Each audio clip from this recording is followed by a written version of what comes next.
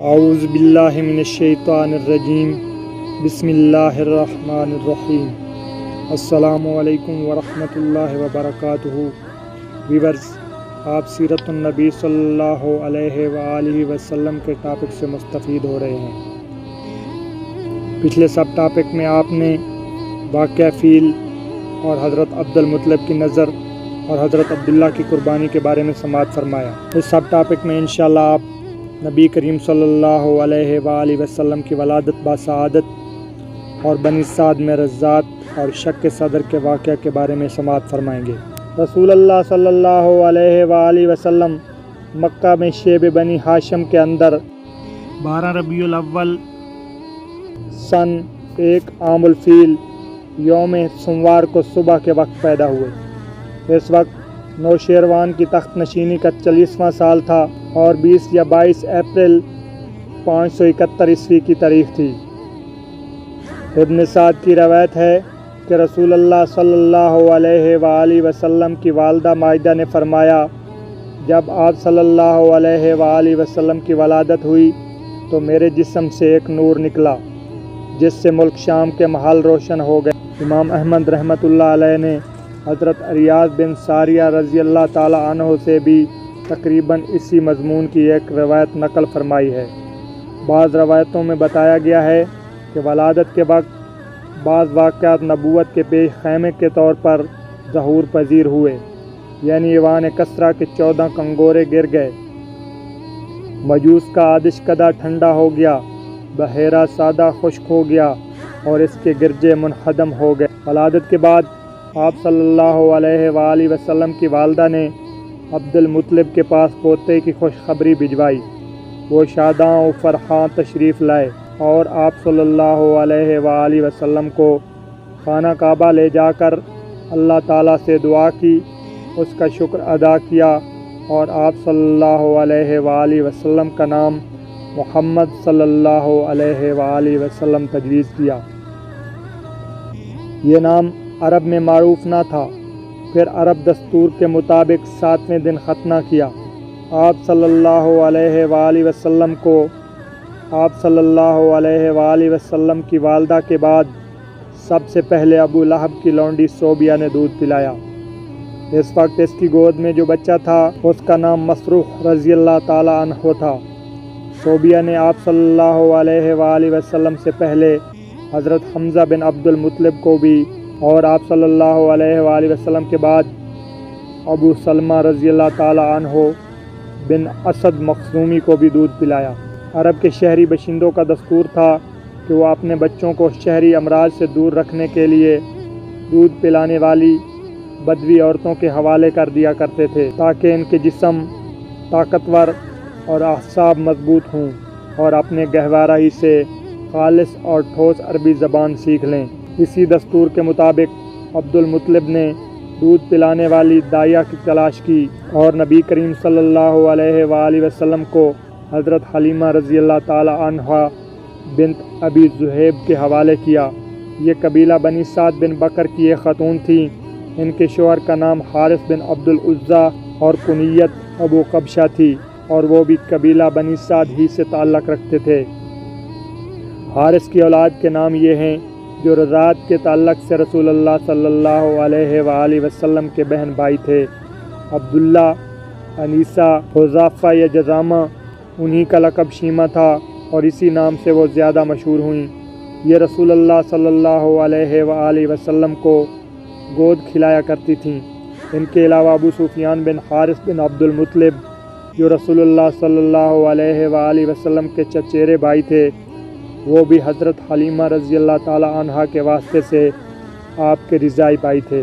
آپ صلی اللہ علیہ وآلہ وسلم کے چچا حضرت حمزہ رضی اللہ تعالی عنہ بن عبد المطلب بھی دودھ پلانے کے لیے بنو سعد کی ایک عورت کے حوالے کیے گئے تھے۔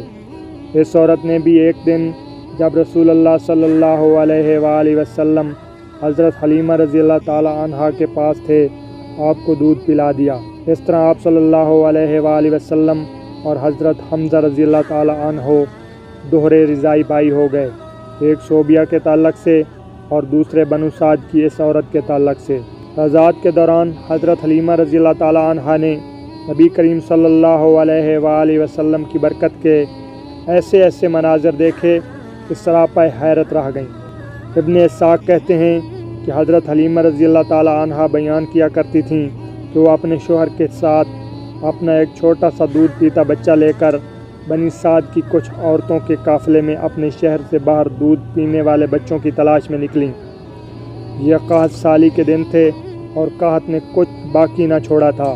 میں اپنی ایک سفید گدی پر سوار تھی اور ہمارے پاس ایک اونٹنی بھی تھی، لیکن باخدا اس سے ایک قطرہ دودھ نہ نکلتا تھا۔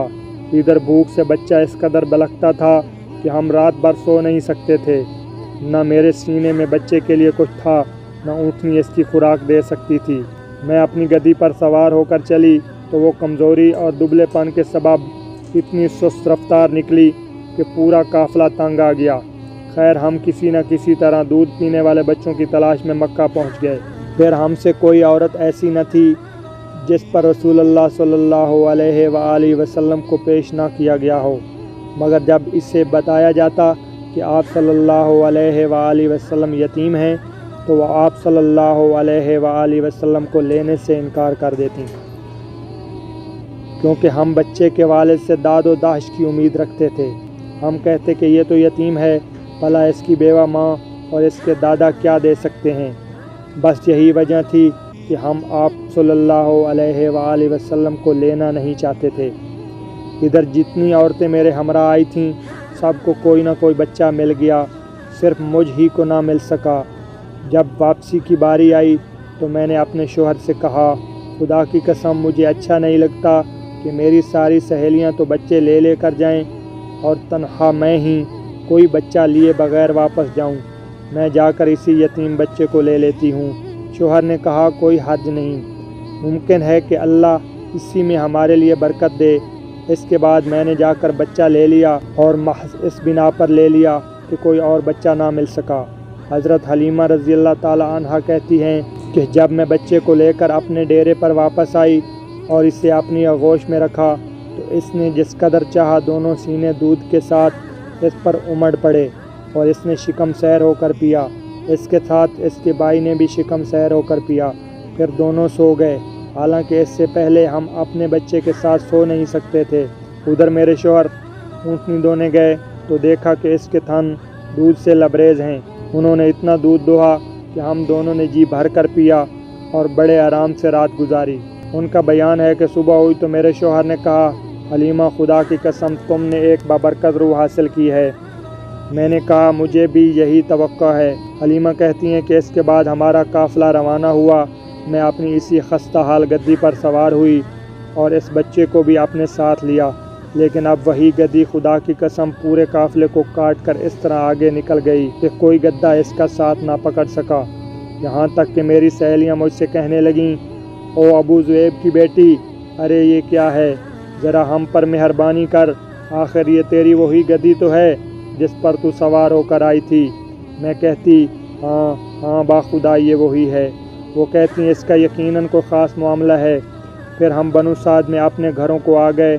مجھے معلوم نہیں کہ اللہ کی روئے زمین کا کوئی خطہ ہمارے علاقے سے زیادہ قحط زدہ تھا، لیکن ہماری واپسی کے بعد جب بھی میری بکریاں چرنے جاتیں تو پیٹ بھر کر اور دودھ سے بھرپور واپس آتیں۔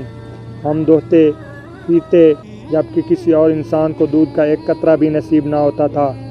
ان کے جانوروں کے تھنوں میں دودھ سرے سے رہتا ہی نہیں تھا، حتیٰ کہ ہماری قوم کے شہری اپنے چرواہوں سے کہتے، کم بختو، جانور وہیں چرانے لے جایا کرو جہاں ابو ذؤیب کی بیٹی کا چرواہا لے کر جاتا ہے، لیکن تب بھی ان کی بکریاں بھوکی واپس آتیں، ان کے اندر ایک قطرہ دودھ نہ رہتا، جبکہ میری بکریاں پیٹ بھر کر اور دودھ سے بھرپور پلٹتیں۔ اس طرح ہم اللہ کی طرف سے مسلسل اضافے اور خیر کا مشاہدہ کرتے رہے، یہاں تک کہ اس بچے کے 2 سال پورے ہو گئے اور میں نے دودھ چھڑا دیا۔ یہ بچہ دوسرے بچوں کے مقابلے میں اس طرح بڑھ رہا تھا کہ 2 سال پورے ہوتے ہوتے وہ جسامت میں بہت بڑا لگ رہا تھا۔ اس کے بعد ہم اس بچے کو اس کی والدہ کے پاس لے گئے، لیکن ہم اس کی جو برکت دیکھتے آئے تھے اس کی وجہ سے ہماری انتہائی خواہش یہی تھی کہ وہ ہمارے پاس رہے۔ چنانچہ ہم نے اس کی ماں سے گفتگو کی۔ میں نے کہا، کیوں نہ آپ اپنے بچے کو میرے پاس ہی رہنے دیں، ذرا مضبوط ہو جائے، کیونکہ مجھے اس کے متعلق مکہ کی وبا کا خطرہ ہے۔